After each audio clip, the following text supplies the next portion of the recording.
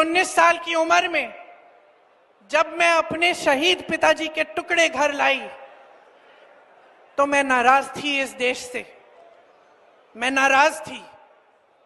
मेरे दिल में यह भावना थी, मैंने अपने पिता को भेजा, तुम्हारा काम था सुरक्षित रखना। मैंने अपने पिता को हिफाजत से तुम्हारे पास भेजा और तुमने ये टुकड़े लौटा दिए मुझे, और वो टुकड़े इस झंडे में लपेटे हुए थे, देश के झंडे में। मैं नाराज थी।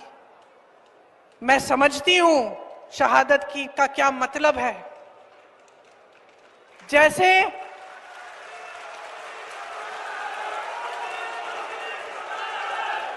आज मैं 52 साल की हूं, आज मैं 52 साल की हूं, पहली बार मैंने ये चीज सार्वजनिक ऐसे मंच पे कही है। लेकिन वो जो नाराजगी थी मेरी, आस्ते आस्ते मैं समझी कि उस तरह की जो नाराजगी होती है वो सिर्फ उससे होती है जिससे प्रेम करते हैं हम। मेरे देश के लिए मेरे दिल में कितना प्रेम है, मैं कैसे समझाऊं। जब मोदी जी मंच पे खड़े होकर मेरे पिता को देशद्रोही बोलते हैं, जब मोदी जी कहते हैं कि मेरे पिताजी ने कोई कानून बदल दिया अपनी मां से विरासत लेने के लिए, तो मेरे दिल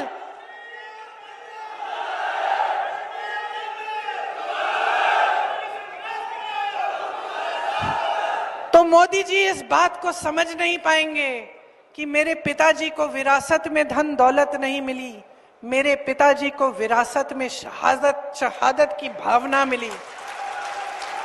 आप समझ सकते हैं, आप समझ सकते हैं। इस देश के किसान हो, इस देश की मिट्टी आपने सींची है अपने पसीने से, अपने अपने बेटे भेजे हैं सरहद पे।